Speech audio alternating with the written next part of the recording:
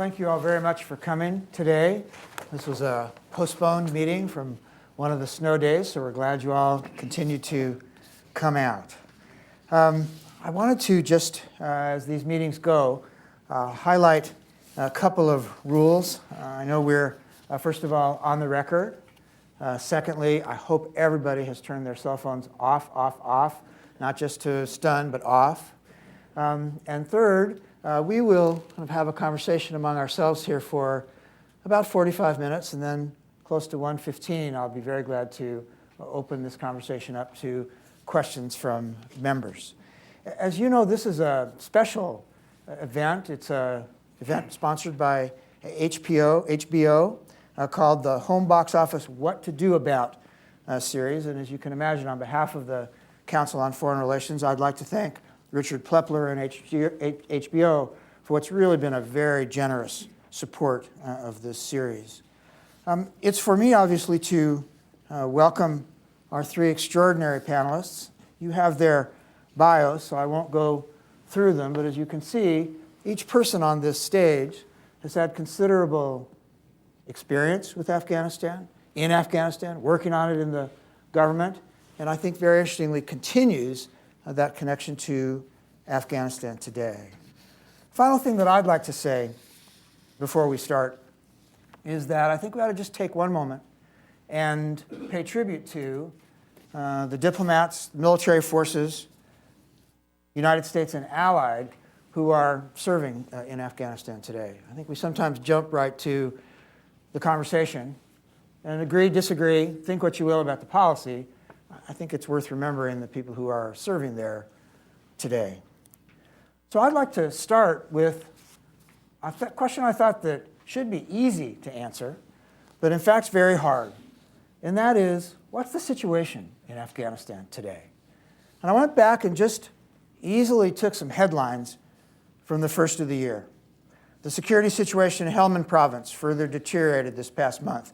Afghan security forces withdrew from 2 districts in the north in order to reinforce the Kajaki Dam, Sangin, and the provincial capital, Lashkar Gah. Over 350 U.S. Marines are currently deployed in Helmand. In the north in late January, Taliban fighters cut transmission lines, the hydroelectric generators in Uzbekistan, which caused weeks of blackouts of electricity in Kabul and spurred protests against the government. U.S. airstrikes on Taliban positions permitted repair crews to restore Kabul's electricity. In the east, in Nangarhar, coalition airstrikes continued against the Islamic State of Khorasan province, ISKP, the local ISIL affiliate. And between 1,000 and 3,000 militants have affiliated with ISKP in the region, according to a spokesperson for U.S. forces in Afghanistan. President Ghani and CEO Abdullah agreed this week to nominate a new Minister of the Interior, a new Attorney General. Both appointments require parliamentary approval, and everybody in this room knows how hard that has been, and Afghans are scheduled to go to the polls for parliamentary elections in October. I saw that there was a meeting of this quadrilateral coordination group, renewed pressure by Pakistan on Taliban leaders, and perhaps a conversation between the government of Afghanistan and the Taliban in the coming weeks.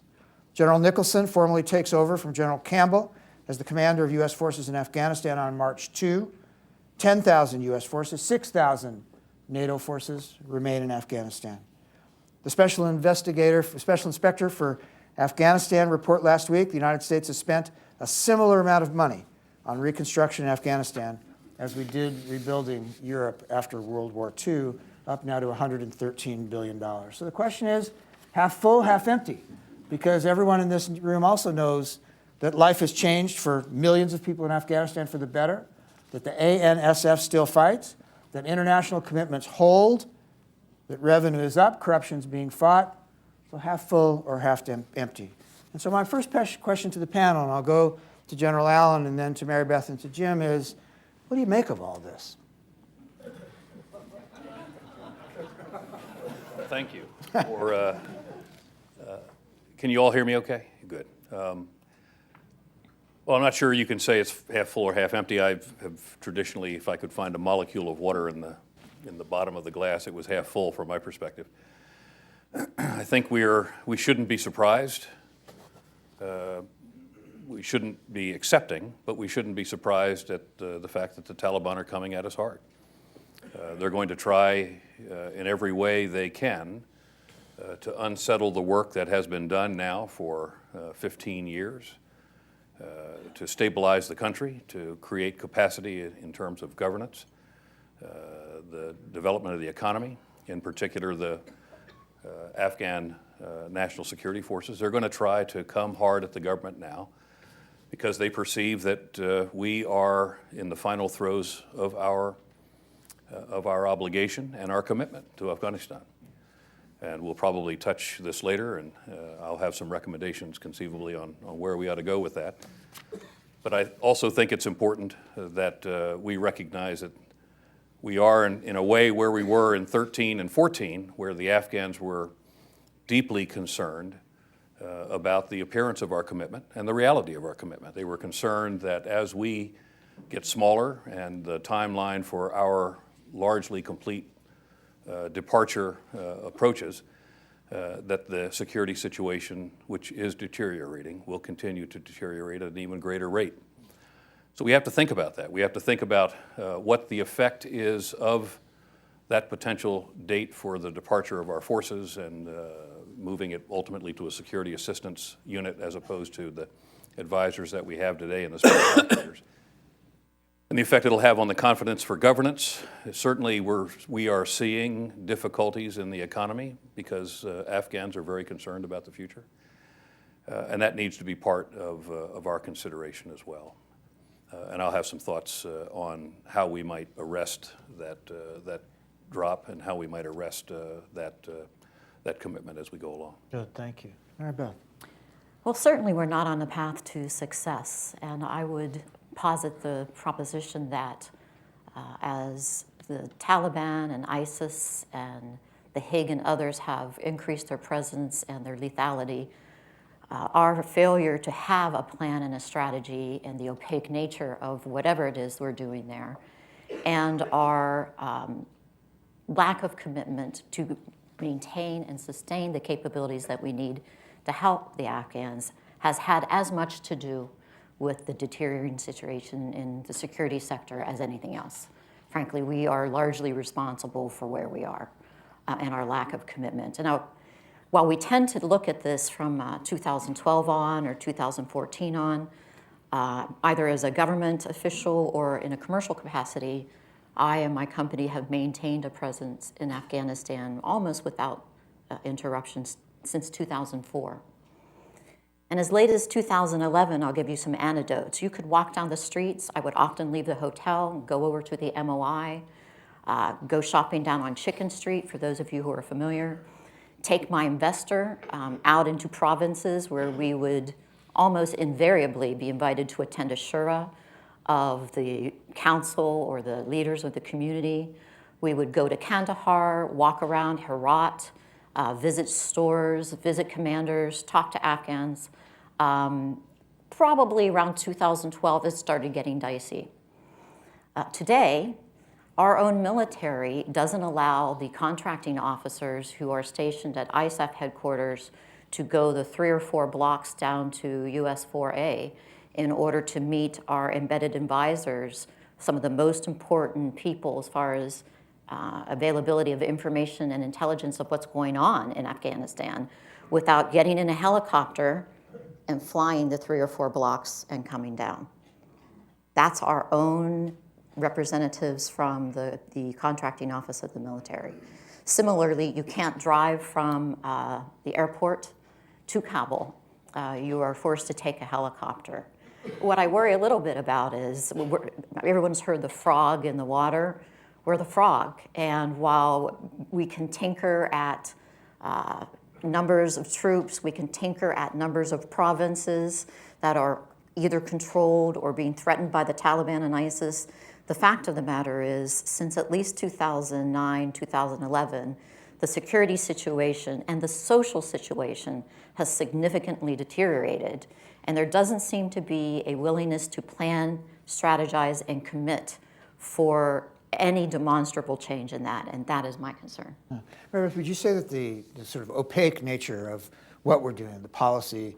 You'd apply that equally to people in the United States, the American public as the Afghan public? I do, but I think American public, particularly on these kinds of issues, has demonstrated a willingness to commit. We like to commit our defense and our forces towards success and victory. And I think that the recent polling shows that Americans don't want to commit resources if they're not going to win a fight.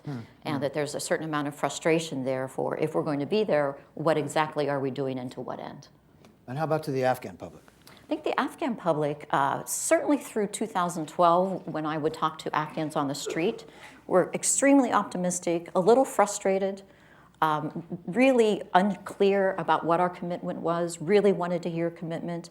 I think now they have, some of them are wavering because they're not sure what we're doing there, how long we're going to stay, and what we intend to leave in place as we depart. And it's reverberating at all levels.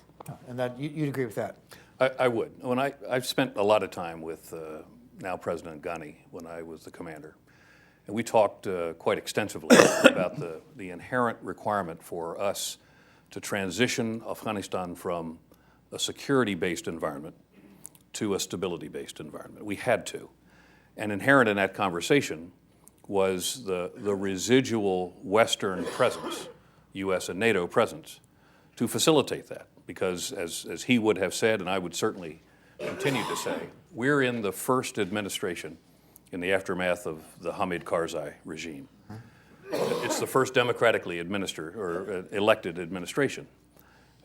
Giving that administration the capacity through a security platform to get its capabilities up under it, to continue the process of capacity building at the ministerial level, to give it the ability to effect governance while we're perfecting government is really important.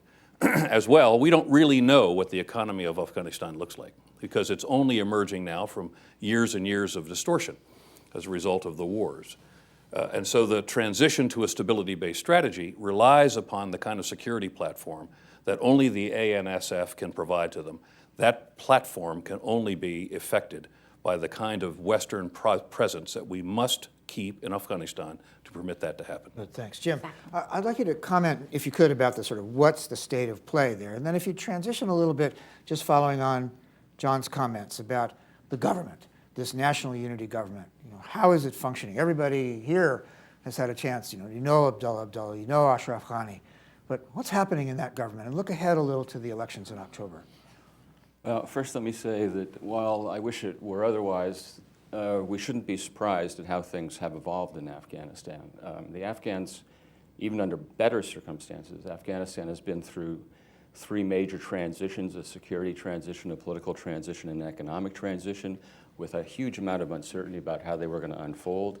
Great amount of uncertainty about the security situation after President Karzai declined to sign the bilateral security agreement and conclude that part of our partnership, and then the elections and the political process and the tensions that caused. So for a space of a year and a half or 2 years, Afghanistan has been going through these really wrenching transitions that would drive any society to a situation of great difficulty.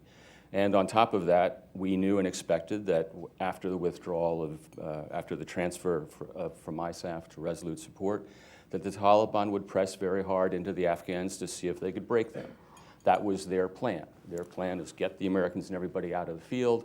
We go in and we will retake Kabul. Well, that didn't happen. They didn't succeed in what they had hoped to achieve militarily in 2015, and I think all the expectations are, since the fighting is continuing as we speak, there is no longer any kind of winter pause, that situation will recur again in 2016. So I think there are two crucial issues that need to be addressed that both my colleagues have touched on, which is clarity about the intent of U.S. purpose in Afghanistan. We called that into question by how we handled the question of the troop withdrawals. And while I applaud the President for taking the decision in October to maintain U.S. troop levels at a higher level that he had planned and not to complete the withdrawal by the end of this year, I hoped that he would have made that decision years ago, because that would have provided the strategic clarity that's necessary for Afghans and for the region, which we'll discuss later.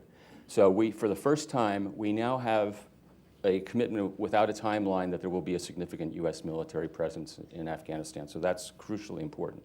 That then impacts the other thing that needs to happen, which is we need to restore confidence among the Afghan people and confidence among our allies that we know what we're doing and that what we're doing can succeed. And at the same time, we need to use that confidence to send a message to the Taliban and others who are hedging in the region that there's new game here and they can't wait out for a solution on their terms, which is what they are hoping to do. But if I can interrupt you, though, I mean, confidence, showing confidence, it's a two-way street. You know, one of the questions I think that is interesting about this national unity government, if you look at security, rule of law, press reform, self-reliance, I mean, you think about Mary Beth's investors, right? So, Jim, the confidence has got to come back to us as well. Absolutely, absolutely. I mean, someone there has to say, yes, we're going on a path towards self-reliance. Yes, we're going to keep fighting. Yes, investors are safe. Yes, we understand the possibilities for us as well. So it's not just us. I think it's some kind of dialogue here about confidence. Absolutely. And even when I was still an ambassador in the time since, I have consistently told now President Ghani and the chief executive and my other interlocutors that this is a unique opportunity for Afghanistan and that the Afghans, hold the future of their country in their hands. We cannot make this happen if they won't perform. Right. So that comes to the question about the national unity government. So everybody knows it's been struggling. That would be the case in any coalition government in any country in the world, and Afghanistan has no history of this kind of politics. We have two gentlemen who fought a very bitterly contested political campaign during the elections and in the aftermath when the outcome was contested, and it was completely to be expected that they were going to have a hard time finding a way to turn that kind of political competition into political cooperation. So it's taking a longer time than anybody wants, but they are slowly making progress. They are slowly making a way ahead with an agenda. That's going to continue to be difficult, and they acknowledge that as well as do people in their government. But at the end of the day, they have to continue to work together to make the Afghan government the kind of strategic partner that will earn the continued investment from the United States and the international community that's on offer. Mary Beth, let me ask you, I mean, you talked about the anecdotes of, you were out among people, and I think all of us had that experience as well. So if you're an Afghan and let's project ourselves a few months forward, and you're facing this election in October, I must say that, again, I don't know, I'm just speculating here, but as Jim said, 2 years ago, 3 years ago, whenever it was, I mean, they voted twice, right? And they voted for change, and they voted for something important. And I would think if I was an Afghan today, I'd say, do I really going to do that again? What will the outcome be? And do you sense that from, when you visit there, when you talk to people, what do they look at when they see their government? We have about 40 Afghan employees that we get to spend a lot of time with, sort of getting down to what their true feelings are. And I think unfortunately, particularly outside of Kabul and in places where there's a perception of having been abandoned by the West, Afghans have voted now for them, not just twice, but many of them have voted since 2004, Correct. 2005, 2006. Right. And there's this idea that when NATO in the West was there in force, 2006, really 2008 being the golden years, I think, in most Afghans' mind, that was when we had the most possibility for change. And what we've gotten after that is corruption, nepotism, a deteriorating security situation. We can't find the Westerners to the extent they exist, those of them who are local or in garrison. So there is a certain attractiveness to messaging that now the Taliban and ISIS, both of them competing, and Al-Qaeda, the Taliban in particular is extremely good at adapting its message toward Pashtunwali and its credibility as far as a local, culturally respectful alternative to chaos.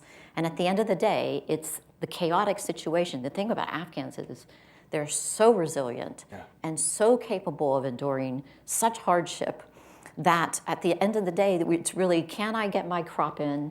Can I get my child to a school? can I feed my family? And the rest of it, God will provide, because the government isn't. And I don't know how they're going to bet. I believe they haven't given up.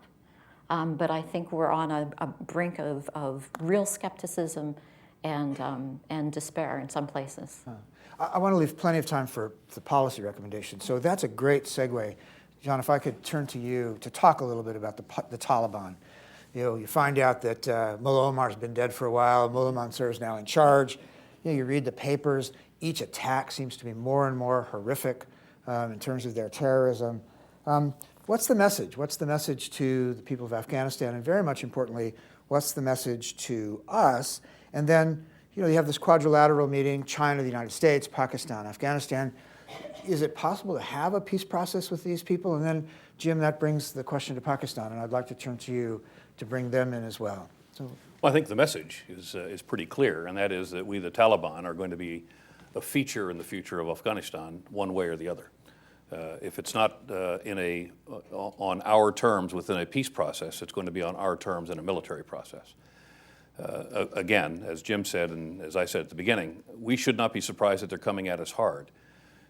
How long and how well the Afghan National Security Forces are able to continue to resist the Taliban attacks is going to be a function of our commitment. I've been an advisor. I've commanded forces that have been involved in widespread advisory duties. I see some faces out here of folks who were eye deep in this with me. And I remember sometimes the near despair of the Afghans that we were departing. And again, the president deserves credit for having made the decision to remove some of the timelines and leave us at about 9,800, plus our NATO partners. But look, we've got, and I just came out of a position where I dealt with ISIL every single day, Daesh. We got an operational environment that's dramatically different in Afghanistan today than we had perceived it before. I really believe that it is time for us to take a completely holistic reappraisal of the operational environment now that we have the province of the Khorasan in competition with the Taliban, and the Taliban believing that they are in unrestricted warfare or total war against the Afghan government. The intent being to knock it out in conjunction with our departure, ultimately to create conditions on the ground that favor the Taliban over the long term. We need to have a realistic, long-term appraisal of the entire operational environment, not just for security purposes, but the operational environment as it relates to our long-term strategy, which should include our military presence on the ground. Okay, but if you're the chairman of the Taliban military committee, and you have a conversation among yourselves in some equivalent of whatever their policymaking forum is, what are you saying to the other people on that council?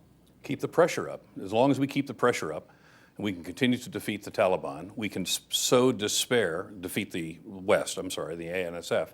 We can sow despair amongst the Afghan people, and we can convince the West that this is an investment that's not worth making over time. We have to defeat that argument. We have to convince the Taliban. It's the old saying that we have the watch, but they've got the time. We got to reverse that. We should be committed to the Taliban, to the ANSF and Afghanistan and the government of the Islamic Republic of Afghanistan for decades. Not necessarily in terms of large-scale military involvement, but we have been in other places where Kosovo, for example, in the Sinai, where a long-term U.S. presence has had the effect of providing stability just by the presence, apart from the security improvements that we've made. This is the kind of investment we're going to have to make if we don't want the Afghanistan to become, once again, a platform for attacks against the West and in particular the United States. Jim, I'm going to come to Pakistan in a minute. Mary Beth, do you think that a peace process, talking to the Taliban, some conversation with the Taliban, is part of the kind of policy that General Allen just outlined? With all due respect to my esteemed colleague, I take a somewhat different approach. I consider my approach more practical, but that's because it's mine. I think in theory, yes, but the fact of the matter is, if I were the Taliban, you can't force a peace process on someone in a legitimate role in a political process unless they actually think that they can't win the fight. And the fact of the matter is, they're overwhelmingly winning the fight. And this without having really consolidated themselves with al-Qaeda in order to force the fight and give us even less opportunity to confront them. They know that this administration doesn't have the political will or the capacity to do much about it. They know that even in the height of NATO's involvement, NATO being present in a meaningful way in PRTs and elsewhere, that they were not able to do to defeat the Taliban. The Taliban has taken unprecedented territorial gains.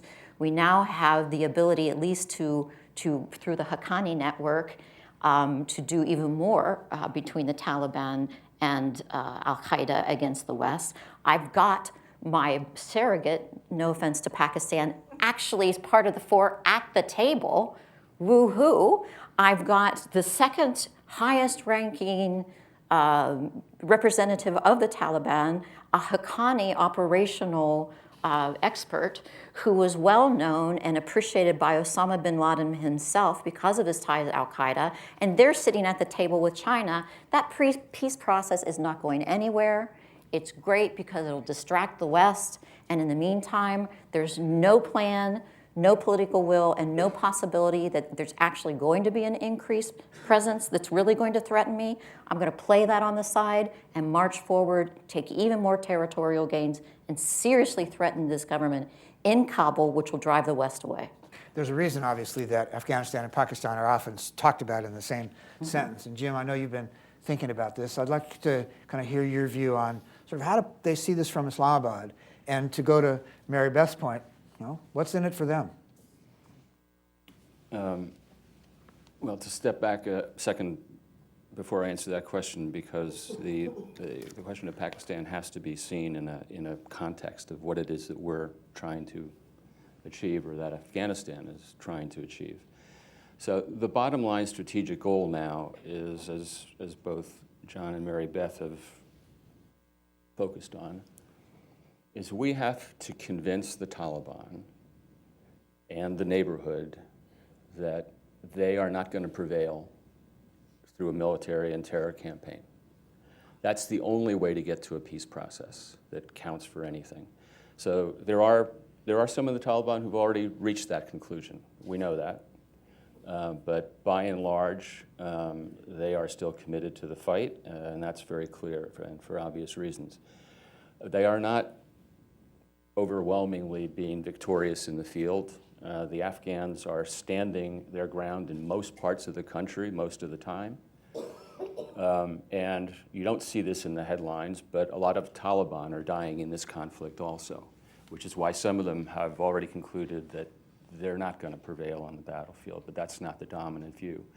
So this is where the role of Pakistan becomes a vital part of this equation, and a huge conundrum for the region and for us. I think it's very hard for me to conceive of bringing the Taliban seriously to the negotiating table as long as they continue to enjoy freedom of action in Pakistan and enjoy safe haven there.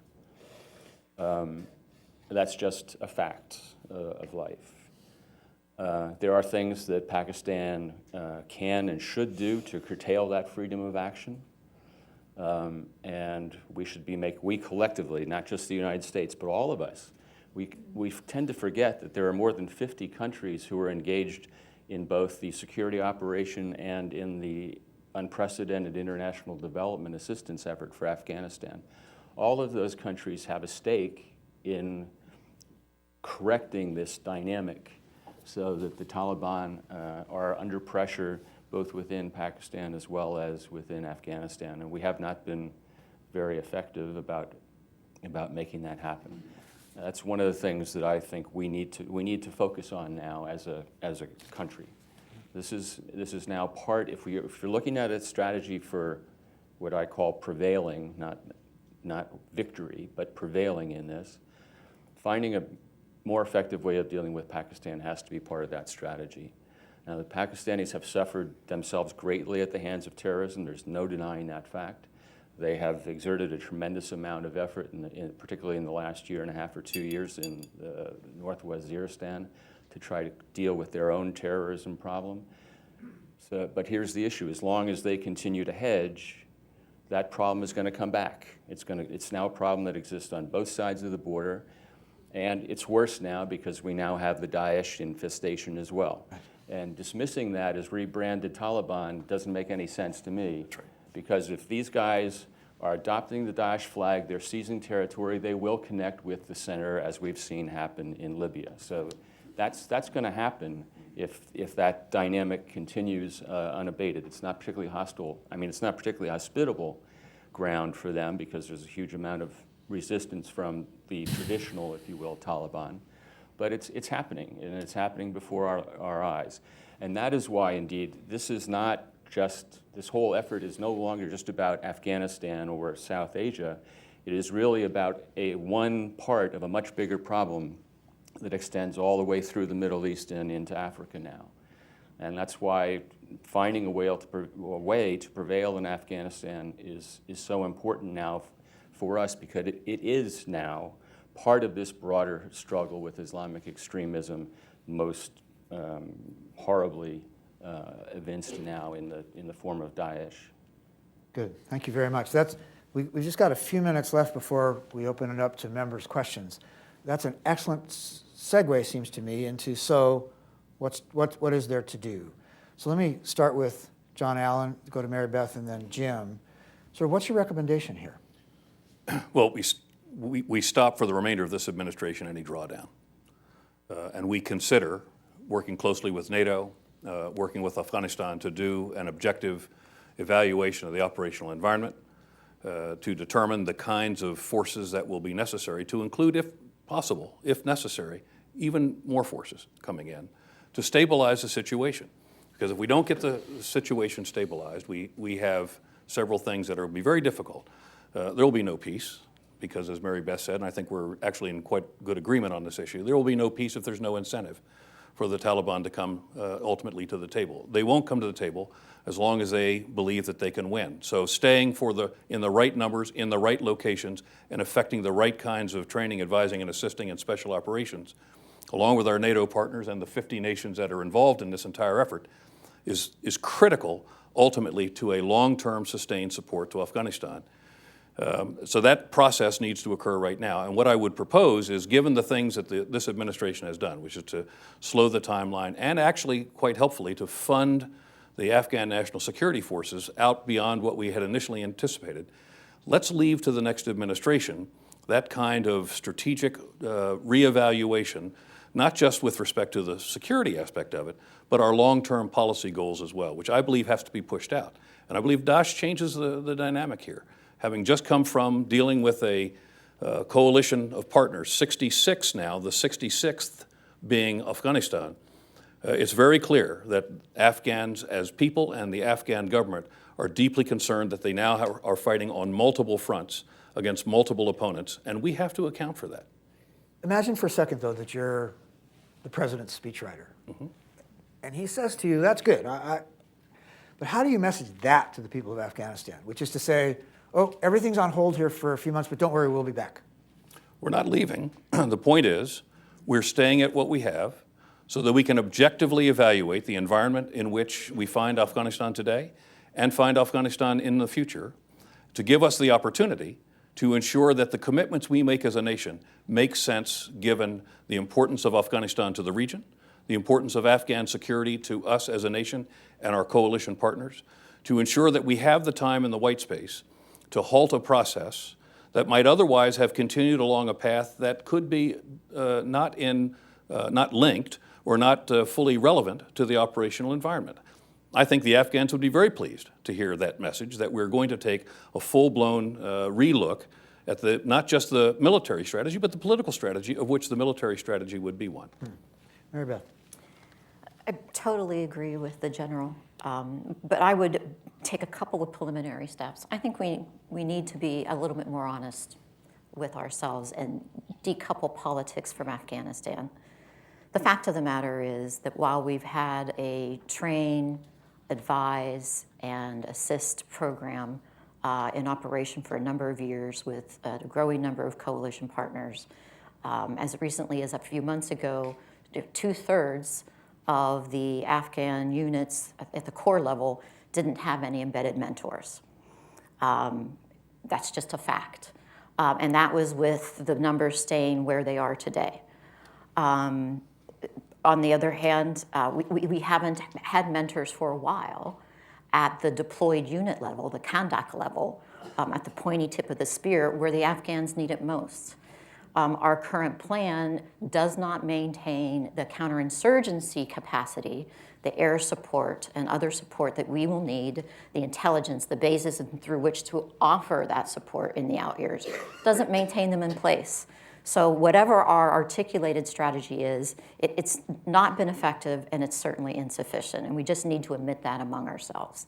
Secondly, while we do have a coalition there, and it's been a coalition that's been in place for some time, give or take around the edges, it's not been sufficient.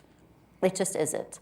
And while it's a reason for optimism to have NATO there, et cetera, because of enduring caveats, limits on capacity, limits on use of capacity beyond particular areas, we still have sustained problems. And if we're going to have a national strategy, which I know John and I very much support, it's got to tuck itself into NATO, and there has to be significant recognition. The president recently said in his very, I think, wise decision to maintain our presence that Afghanistan is a critical national security interest of the United States.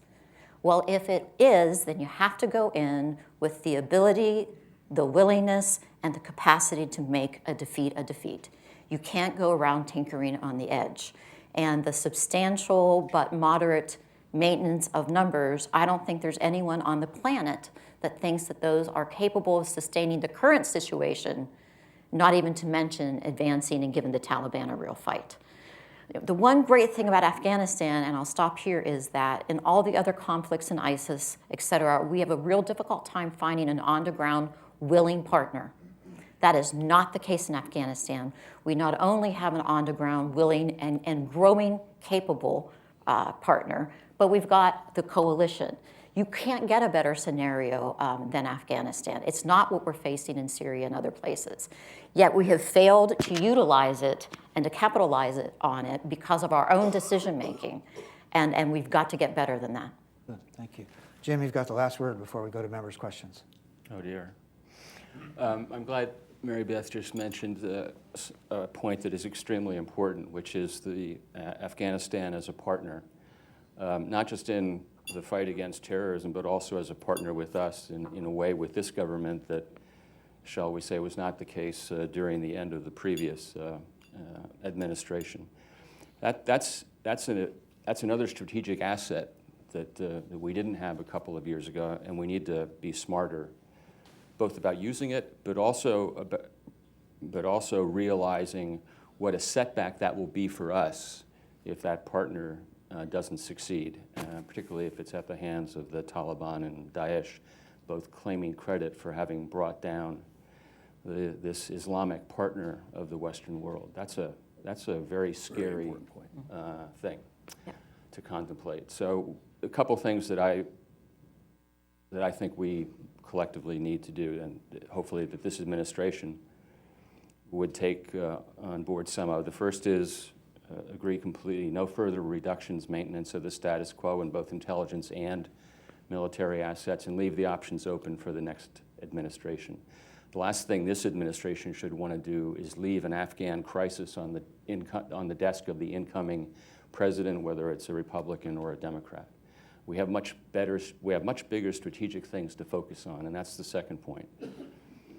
We need to start having an honest conversation about the threats that we're dealing with across the Islamic world from this distorted, violent version of Islam, which is manifesting itself in Afghanistan and in Syria and Iraq and many other places. We haven't had that, not just in the United States. We in the so-called Western world haven't had and don't want to have that conversation. But I have believed, I was the acting representative to the UN on 9/11. I saw firsthand the damage that was done there. And I met with my staff the next day. Everybody was shaken, and I said, look, you know, what happened here yesterday is going to affect the way that we do business around the world for at least a generation and maybe more.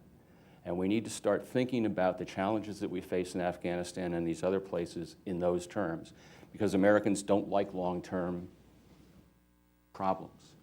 We like short-term problems that can be checked off, but that is not what this problem is. We can pretend that it is and will continually fail, or we can start thinking about it in a different way and increase our possibilities for success. And the third thing is, in addition to making our military presence clearer and to expanding the authorities for our military commanders so they can act with more freedom on the ground, which they desperately need, we should also say flat out in a declarative sentence that as long as we have an Islamic partner in the government in Afghanistan, we are not going to allow that partner to fall to the Taliban, period. That's what I think our goal should be, and that will provide the kind of clarity that we need to start affecting the calculations of our adversaries. Good, thank you very much. Well, I make it about 1:15, which is now my job to open the floor to questions from members. I've got a couple of reminders. Reminder number one is, if you haven't figured it out so far, we're still on the record, and that applies to you as well. There are microphones around, so if you put your hand up, I'll call on you, and someone will bring you a mic. You want to speak directly into it, and we're looking for concise questions so we can take as many as possible. Way in the back first. You want to identify yourself and ask your question. Thank you, Elise Labott with CNN. Thank you for a very interesting session. I'd like to go back to something that Vice President Biden used to ask when he was, trying to help shape what the U.S. would do. He would repeatedly say, "What's the U.S. national security interest in Afghanistan?" And I'm wondering if you think that even though we've been talking about the kind of lack of political will and vigorous response to the reemergence of the Taliban, whether you think that now ISIS or Daesh is a national security interest of the U.S. that could see the United States getting back involved. Of course, it's not the reason that the U.S. had wanted. And what is the incentive for the Taliban to negotiate if they think that its members would then just go join Daesh? Thank you. I think you've heard from everyone here that the Daesh question is paramount and perhaps become even more so, and that the Taliban doesn't negotiate unless they realize that they can't win militarily. But Mary Beth, why don't you talk about Daesh for a minute, and then General Allen about the Taliban again, just to reinforce those points. Sure. Well, certainly the Taliban, Al-Qaeda, I think there's even some evidence that Al-Qaeda is rebuilding some of its training facilities, et cetera, in Afghanistan. And separate from that, Daesh or ISIS are certainly, I don't think even the president disagrees, are national security threats. I think one of the interesting things in Afghanistan is the internal messaging and internecine fighting, not only within the Taliban, but between the Taliban and Al-Qaeda, with ISIS and the competing narratives there, which I think can give us opportunities, frankly, for really going after and separating those two bodies from one another and taking them down respectively. I think one of the problems with Pakistan, though, and Pakistan's involvement, I mean, let's be frank, Pakistan has been an integral player from the beginning. We have tried over the last decade to get Pakistan to be more assertive regarding the Taliban. They simply haven't. It's unclear whether ISI is so disconnected from the central government or Pakistan writ large is disingenuous. But if I were Pakistan and I were looking at Daesh growing in Afghanistan, I would double down on the Taliban and the Taliban working with Al-Qaeda to give ISIS a run for its money.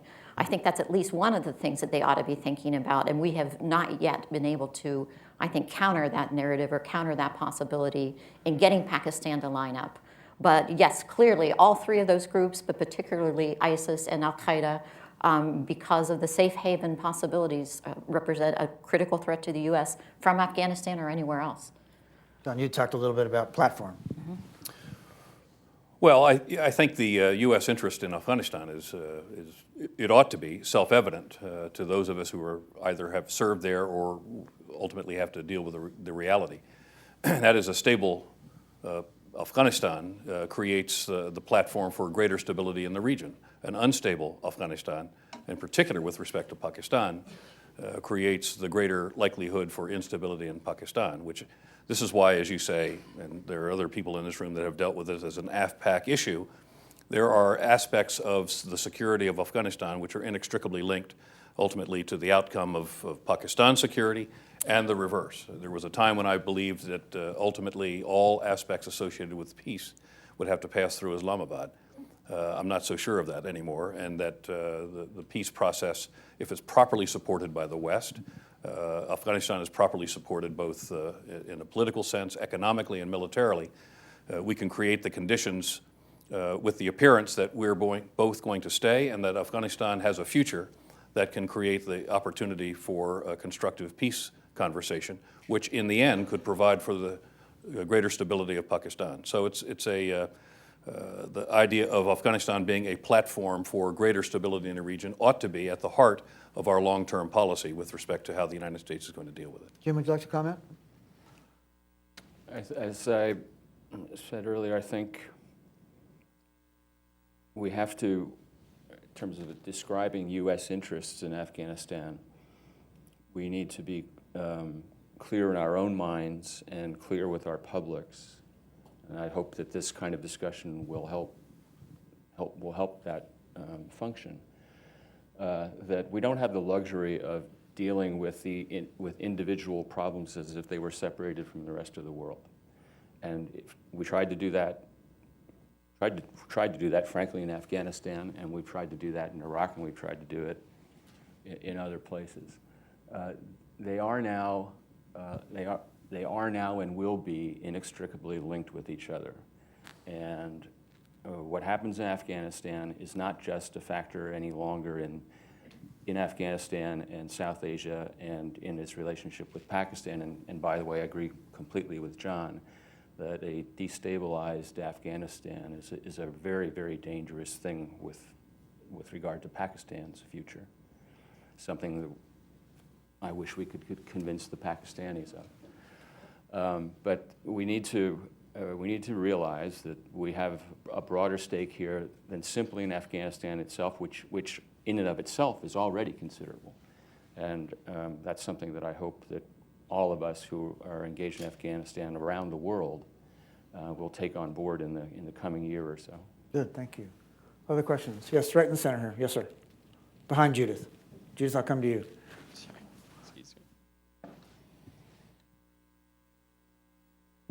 Thank you very much. My name is Jay Hallen. I work at BlackRock. And my question is, Mark, you made an interesting point earlier. You said to General Allen, if I were a speechwriter, what would I say to the Afghan people? My question is, if you were a speechwriter, what do you say to the American people? If I'm the average American voter, American taxpayer, listening to you up in the stage, you're all saying we need to deepen our commitment and stay there longer, and I don't question your judgment because I know you're on the ground, and someone like I am not. I did work in Iraq for a while. I've never been to Afghanistan, but how do you convince the American people that this isn't just going to go on indefinitely, that we're not throwing good money after bad? I guess why should there be political will after 15 years to keep going? In General Allen, you mentioned you wanted to get to a point where the Taliban knows we're not leaving, so they're willing to sit down and some kind of surrender type agreement. But I guess just speaking for the average American, why hasn't that happened over 15 years? And what assurance is there to keep going that there is a potential favorable end in sight? Thank you. Very good, thank you. Let me go right down the path here. Well, I think the American people are very interested ultimately in their national security, which is one thing I think that we can make the case in a direct line relationship. An unstable Afghanistan in the hands of extremists generates things like the 9/11 plot. And I'm not proposing that we'll have another 9/11 plot, but what I'm proposing is that an unstable Afghanistan where large segments of the country are not controlled by the central government or there is no reach of the central government into those spots, those become very difficult areas to control. And our national security, the national security of our partners, and the stability of the region, in many respects, are going to be defined by that. We need to be able to spend enough time in Afghanistan to give the Afghan national security forces the capacity to deal with the Taliban themselves. And we knew this as we were drawing down that's a very important part of our having been the lead for fighting for some number of years, was a credible turnover of the operational lead in that war to the Afghan National Security Forces, which included a kind of a credible Western tail to that investment, which put the 130 or so thousand troop investment, the numbers of thousands who've been killed and the billions that have been invested, putting enough into that over the long term to ensure the stability of Afghanistan. The precipitous departure of our security forces that were there to continue to increase the professionalization and the professionalism of the Afghans, in essence, pulls the rug out from them, under them at the very moment they need it the most, which is to create political stability and economic viability at the same time we create or continue to build the security platform that gives them the capacity over time to defend themselves. This is the reason we have to fully and realistically and honestly evaluate the operational environment and describe that to the American people. I think the American people are very understanding of it. You know, we're dealing right now with Daesh. Daesh is expanding around the globe, and they have made the judgment that the stability of Pakistan and Afghanistan are such that they can put down a province there to accomplish their objectives. We have to defeat that at the same time we defeat the Taliban. And a long-term presence that continues the professional development of the Afghan National Security Forces will go a very long way to do that. And it doesn't require tens of thousands of troops, but it does require a credible presence. And I'm not sure that presence now is credible given the operational environment. And drawing it down in a short term to some very small number, I think, is not credible. And the Afghans are going to be spooked by it, and the American people are going to be surprised by the attack that comes someday. I don't want to violate any great protocols here, but Jay, take a microphone back. And if you've just heard this pitch, that answer your question? Well, it's the answer, I guess, that I thought would be, and I get the national security challenges. I guess, yeah, it's just how do you convince the public after 15 years that this is still a war worth fighting? And I know that for 15 years, the message to the public has been, you know, it's national security. I guess when in the era of ISIS, which is more Syria, Iraq, Libya, not Afghanistan. I'm not questioning strategy, judgment. I'm just you made trying to see about how do you sell this to the people, especially in an election year. Absolutely right. You know, saying that we should stay longer and, you know, spend more. Good. Okay. Thanks, Jim. So let me respond to that by going at this issue a different way. So we had 14 people killed in San Bernardino by two people who were inspired by violent extremism, and in response, if you can believe the polls, 75% of the people who voted in the South Carolina primary recently believe that we should deny Muslims entry into the United States. What do you think the reaction is going to be if there's anything approaching another 9/11 attack in the United States? I think it's going to be extremely negative and long-term. And if the American people are reacting badly to the idea of doing what we can do in an area where we have a strategy and presence to prevent that from happening, I think their reaction to our failure to do that and a resulting attack on the United States or elsewhere in American interest will be even more negative. And I worry about that a great deal. We should all be worried about that. We need to find a way to deal with this threat. And so maybe we don't have all the exact answers here today in every detail, but we need to start thinking about the threat that kind of danger poses to our society and our values and our way of life. To my mind, that's what this is about. And that is a challenge for which we are not well prepared, and we need to prepare ourselves for dealing with it. Mary Beth, and then back to questions. I adopt everything they say. I want to address this 15-year perception, or 10-year, or 12-year, however you want to characterize it. And I think we've done the American people a tremendous disservice by pretending that this has been a sustained effort for that period of time. The fact of the matter is, if we take one thing away from Afghanistan, it is that You can have an inadequate force, an inadequate capability for 15 years or 55 years. And if it is indeed inadequate to the task, the length of time does not overcompensate the fact that you can't achieve what you were there saying that you were attempting to get done. There were 3 critical periods in which we stumbled and let Afghans and Afghanistan stumble.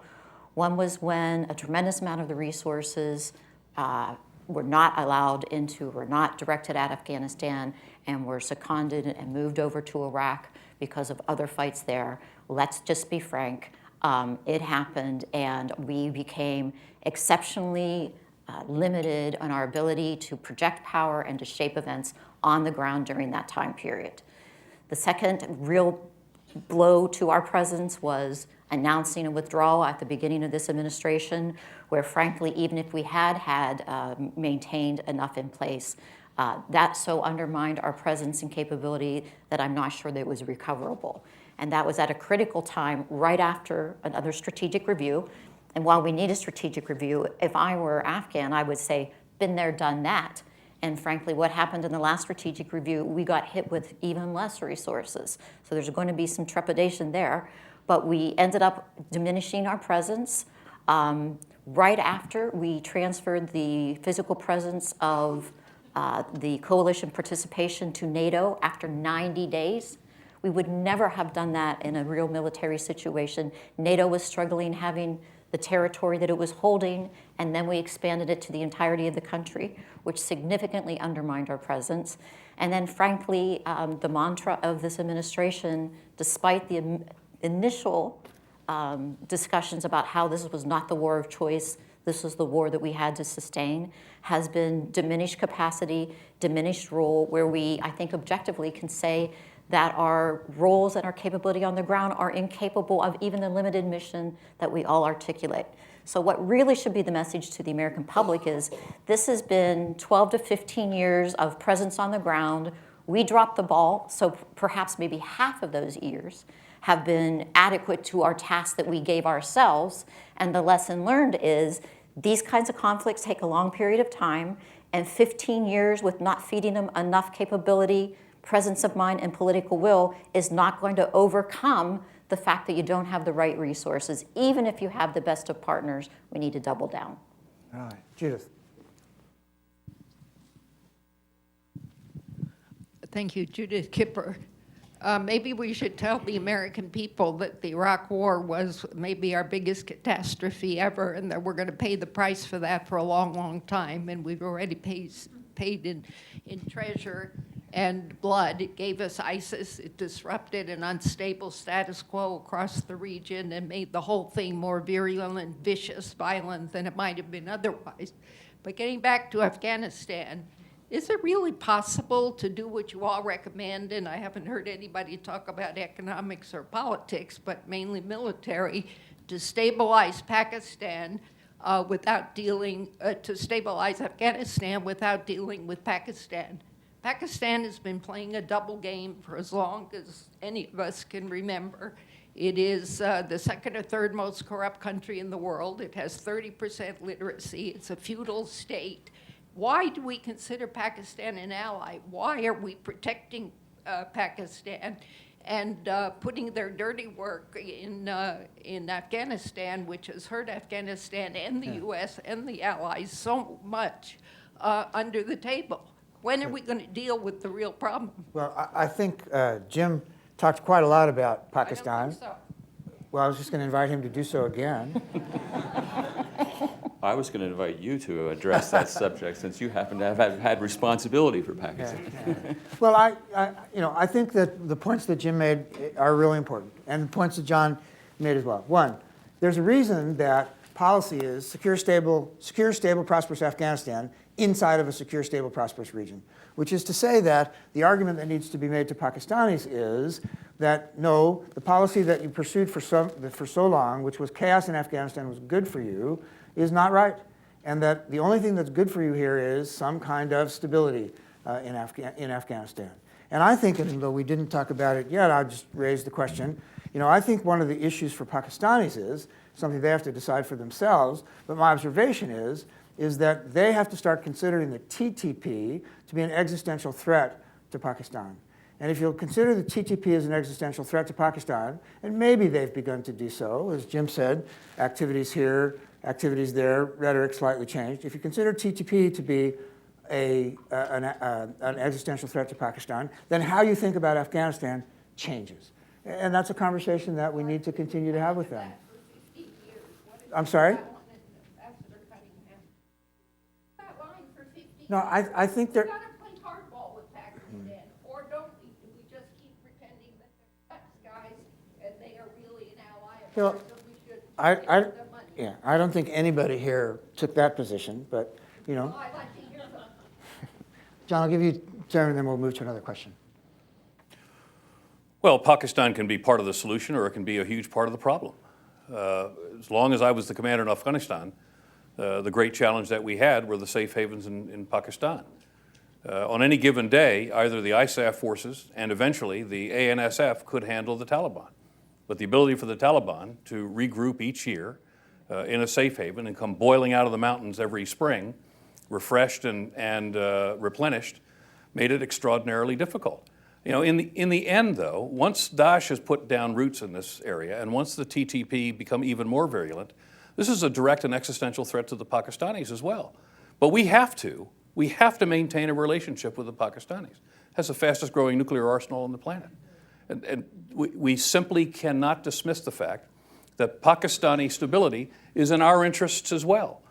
So the relationship we have with Pakistan has to acknowledge that. And the idea that Afghanistan being stable contributes to Pakistani stability is, I think, an important realization for our strategy overall. I don't have to like what they do. I don't have to like the fact that the areas within the Fatah becomes the safe haven for replenishment every year so that we fight even harder in the spring. 15 was a bad year for the Afghan National Security Forces. 16 is liable to be just as bad or worse. It's at the worst possible moment for us to be drawing down our commitment in that area. We've got to be, as I think Mary Beth said, we've got to be prepared to demonstrate unequivocally to Pakistan and to the Taliban and to Daesh now and to the Afghans that we're in this with them for the long haul. Because a destabilized or an unstable Afghanistan that is under direct assault by the Haqqanis, who are waging strategic warfare out of Pakistani territory against the central government of Afghanistan, that's unacceptable. And we're going to stay in Afghanistan as long as that's the case. And if Pakistan doesn't desire to be a partner with us in this, then the snake is going to bite them as well. And this is why we have to have a relationship with the Pakistanis. We can't permit this relationship to go because of the global implications of a destabilized Pakistan as well. Mary Beth.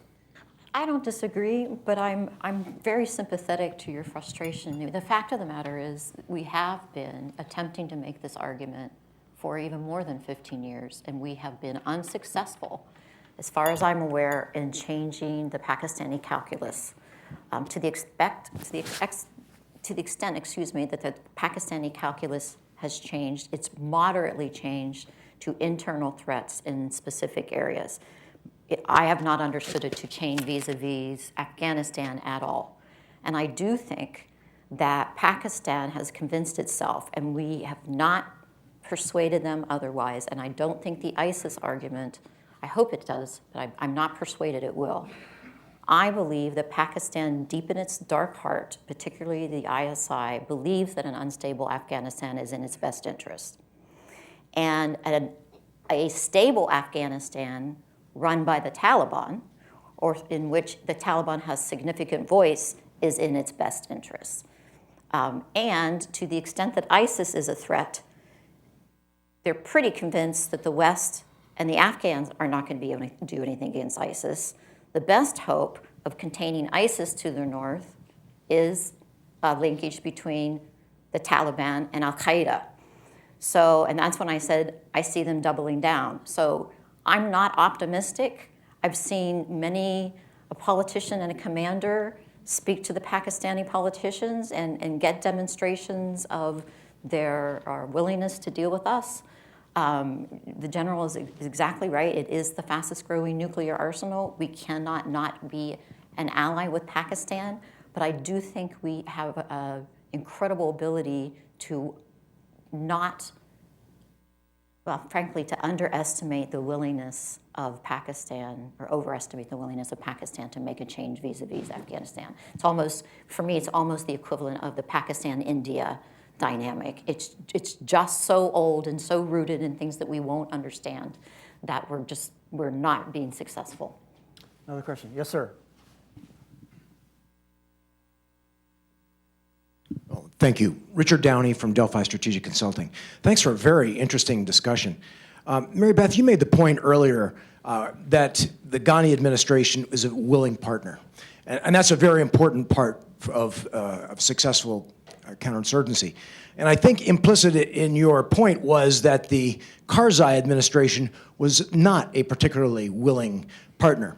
And given the fact that, That was not implicit, by the way. I want to correct that. Okay, thank you. But given the fact that the Obama administration really had the objective of withdrawing and moving out, drawing down and moving out, I just wonder how much would have changed had the Karzai administration been a willing partner? Would that have mattered at all? Thank you. Mary Beth, why don't you take that, and then I'd like Jim's perspective on that before I turn to John Allen. Actually, I try not to collapse the concept of willing partners into a specific person in leadership.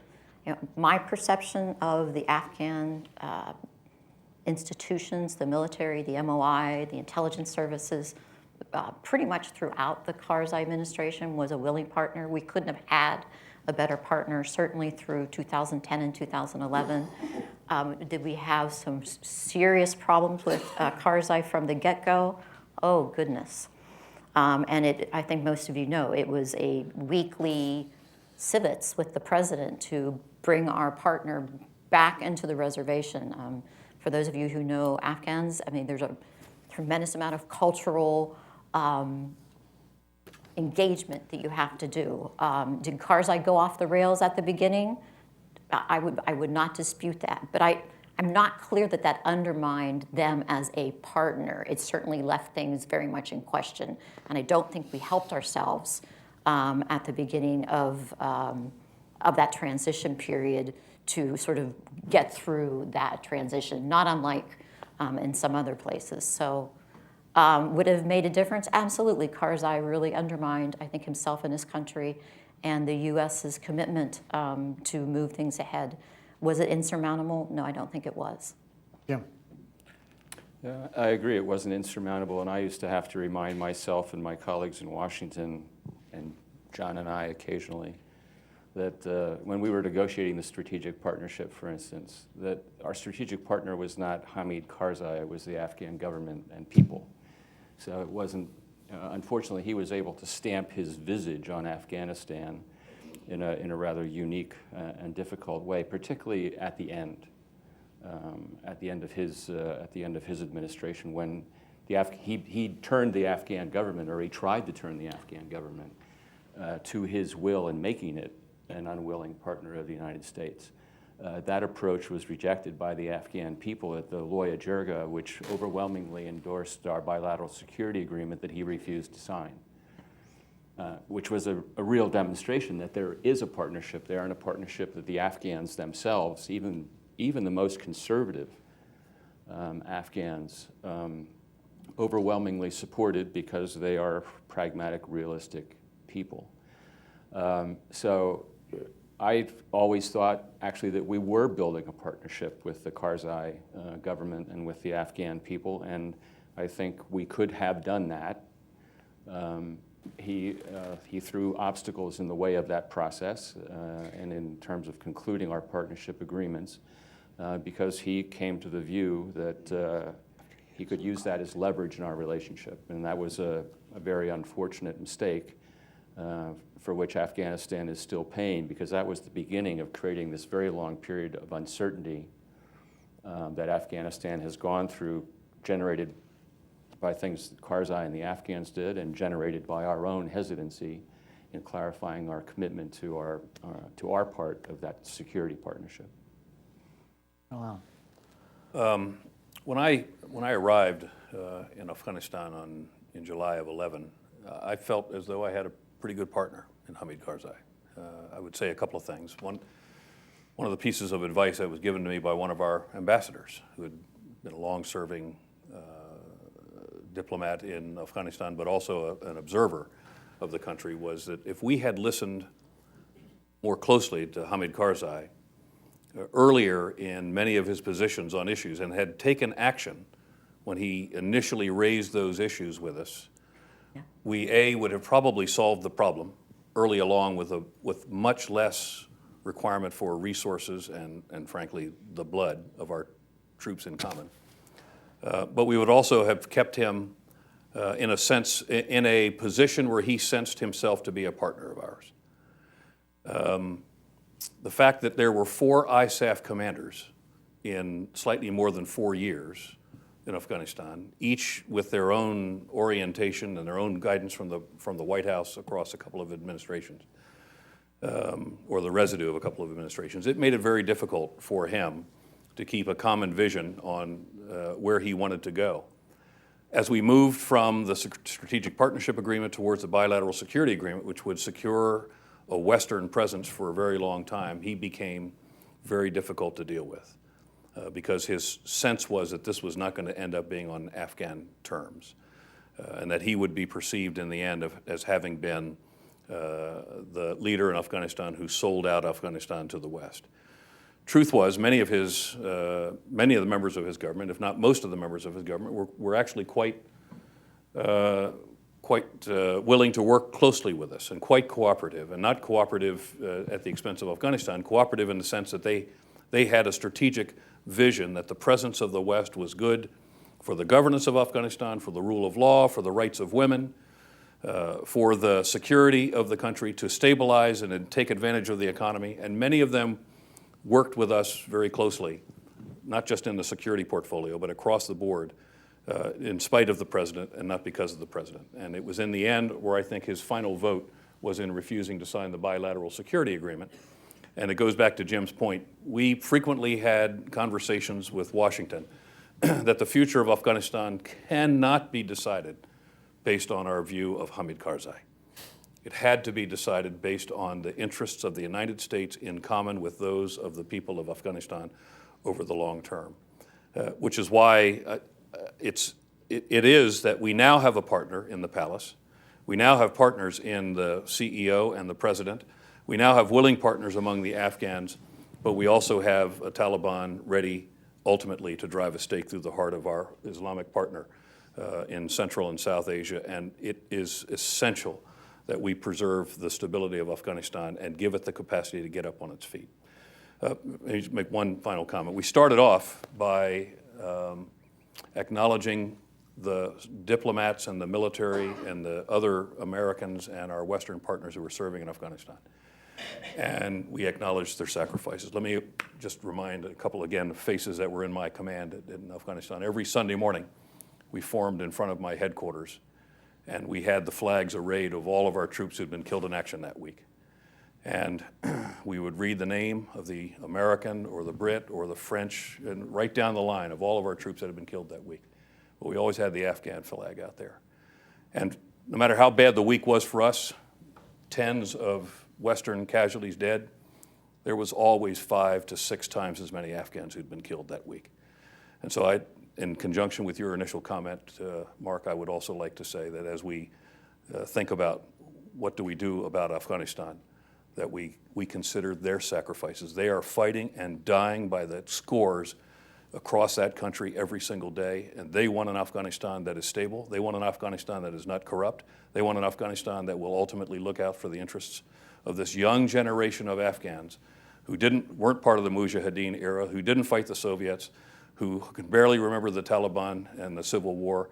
They look to the future. They look to the United States, and they look to the West to give them that future. The Taliban are a dead-end street for them. We've got to support them to have that future. John, thank you very much. If you could then join me, first of all, in thanking HBO again, and then if you'd join me in thanking our panelists today.